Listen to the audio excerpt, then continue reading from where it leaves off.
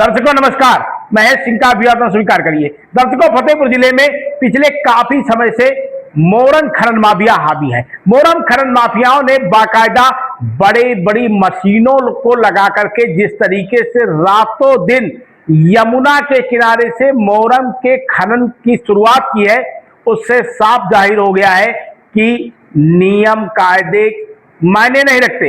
इतना ही नहीं, एनजीटी के मानकों की सीधे तौर पर धज्जियां उड़ाई जा रही हैं और एनजीटी के का सर्टिफिकेट भी उनको दिया जा रहा है। आखिर इसकी रखवाली करने के लिए फतेहपुर जिला प्रशासन की जिम्मेदारी है, खनन विभाग की जिम्मेदारी है, लेकिन कोई भी अधिकारी अपनी जिम्मेदारियों का निर्वहन नहीं कर रहा है। यही वजह है कि खनन से जुड़े जो खनन माफिया हैं वो पूरे तरीके से फतेहपुर जिले में अब सक्रिय हो गए हैं।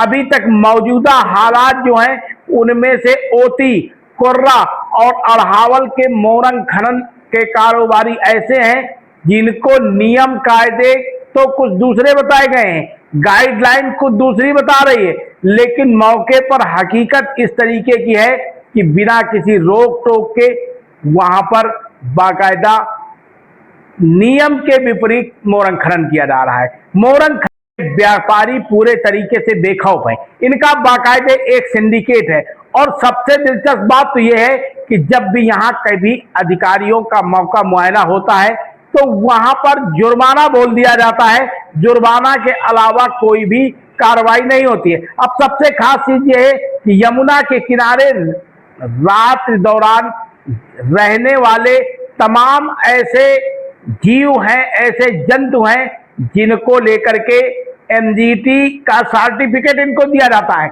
लेकिन रातों दिन ध्वनि प्रदूषण इस तरीके से है कि उस प्रदूषण के चलते तमाम पक्षी वहां से अब रैन बसेरा करना इन्होंने बंद कर दिया है। यही वजह है कि इस मामले को लेकर के जब तक एनजीटी का इनको सर्टिफिकेट नहीं मिल जाता है तब तक खनन की शुरुआत नहीं होती है। लेकिन एनजीटी के अफसर भी खनन माफियाओं को सर्टिफिकेट देने के बाद किनारा काट लेते हैं और यहां पर ही पूरे तरीके से यह एक रैकेट हावी होता है। सबसे खास बात तो यह कि जिला प्रशासन को, खनन विभाग को राजस्व चाहिए, तो राजस्व की तो बढ़ोतरी हो रही है, लेकिन इसके साथ साथ निर्धारित जो मानक है उस मानक को भी ताड़ किया जा रहा है। इतना ही नहीं, यहां पर इसके पहले मोरंग खनन को लेकर के बड़ी कार्रवाइयां हो चुकी हैं, शासन स्तर से बड़ी कार्रवाइयां हो चुकी है।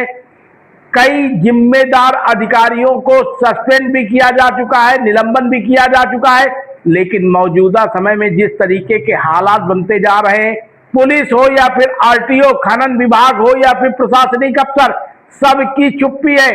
मौके पर कोई भी सीसीटीवी कैमरे भी नहीं लगे हुए हैं और ना ही कोई कांटे लगे हुए हैं।